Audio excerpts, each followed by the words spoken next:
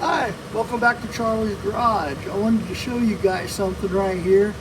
So we got the 68 Mustang up on a lift, we're underneath it, and we're taking a look. Right here is where the header meets the exhaust pipe, right? So what I wanted to show you guys was these bolts right here. I know the focus is pretty bad, but it's kind of a weird angle here. But these bolts are all super lucid here, all three of them. So, and I want to explain to you guys why that's important after I tighten them up. So let me tighten these up offline, and I'll get back with you guys and explain kind of why it was I wanted to show this to you. Alright, so those bolts have been tightened up now, but the reason why it was important that I show it to you is I wanted to talk about proper troubleshooting procedures or diagnostics, right? So with those three bolts loose in there, when the engine was running and it's vibrating, those bolts were just pinging around inside that hole, and it was making a much higher tapping noise, right? And it took me a while to get it in here, to get it fixed, get it up on a lift where I could get to it easily. So I drove it to a couple places with that tapping, drove it here with the tapping for a few days, and I've been all over the place with it, really. And I've had everybody from completely inexperienced technicians to full-on master certified automotive technicians all jump to the same conclusion that the problem with that noise was that it was coming from the valve train. And I had one guy who was like, let's just take the valve cover off right now and look at it. And it was always kind of funny because I already knew what the noise was, but I just kind of wanted to see what other people would say or think so I could get an idea of where people stood with their troubleshooting, right? When you're troubleshooting or diagnosing something, you never want to skip a step, right? The first step in diagnosing or troubleshooting is always to verify the concern if possible. That's easily done with this one. You start the engine and you immediately hear the ding, ding, ding, ding, ding, ding, right? The problem was occurring with the second step, which is a complete and thorough visual inspection, right? A complete and thorough visual inspection. And we say visual inspection, but really it's a touch feel inspection too, right?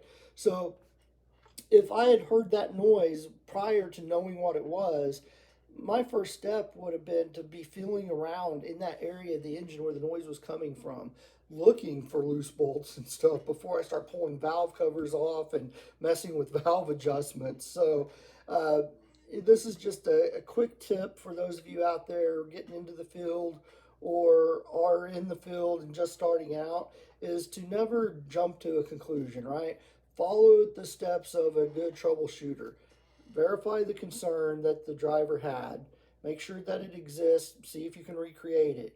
And then proper visual inspections. Sometimes the littlest things can get turned into by the biggest things by people who do not follow proper troubleshooting procedures. You end up dismantling a whole engine just to find out that a tapping noise was coming from an exhaust manifold bolt, right? So not that, all the people who said maybe it's the valves were all eager to jump right into the valve cover. Some of them probably would have, if I had given them the car and said fix it, would have put it up on a lift and got up underneath there and felt around first. But there were a few of them that were ready to just completely jump on my engine with wrenches and start dismantling it. So it makes me a little bit concerned about some of these people. But good news is here at the school we got people who are smart enough. A few of them identified it right away and helped me get up on the lift and get it fixed. So now we can drive the Mustang around with no annoying tapping noise. So that's really good. The other thing I noticed while the Mustang was up on the lift was a whole bunch of camber on the right front tire and very little to no camber on the left front tire. So camber, if you look at your two tires and they're pretty straight, but the leaning in and out like this, that's camber. So one tire is, dead on straight and the other one's like this. So that had me a little concerned. So luckily we got a class that's learning how to do front end alignments right now, so I'm going to have the instructor hook up the portable alignment machine and take a look at it and let me know what's going on. But thank you for watching this. I just kind of preaching to the choir to a lot of you already know this, but for those of you that are starting out, very key thing, never forget the obvious. Keep it simple, stupid. Do the obvious things first. Never skip a step. All right. Electrical, don't be the guy that doesn't check the fuse before he starts pulling apart electrical components, right? Work the troubleshooting process and you won't go wrong. So again, thank you for watching. Just a couple weeks ago, I did a video for 200 subscribers. I'm gonna have to do one here pretty quick for 400 subscribers. The channel is growing very quickly. I'm very happy about that. Eventually, when this channel starts making money, I can funnel some of that back into some of the school projects and make even more videos of cooler stuff.